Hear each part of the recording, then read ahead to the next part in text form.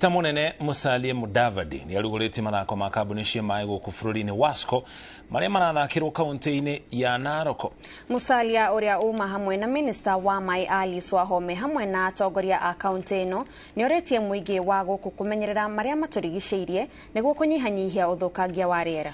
Athaki makĩria 1,000 nĩ mekũnyita itemi mathako-inĩ ta ndati, mahenya, chess, volleyball hamwe na mangĩ.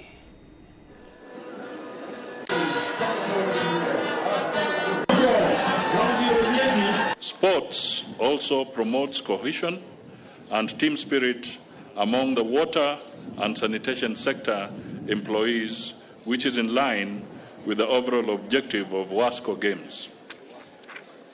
Water and sanitation are at the core of sustainable development, and the range of services they provide underpin economic growth and environmental sustainability.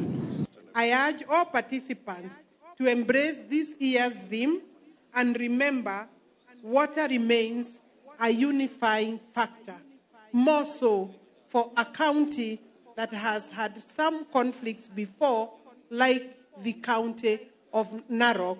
As the host of this year WASCO's Games, we have been training hard and our determination is stronger than ever. So get ready to eat our dust as we bring the heat and give you a run for your money.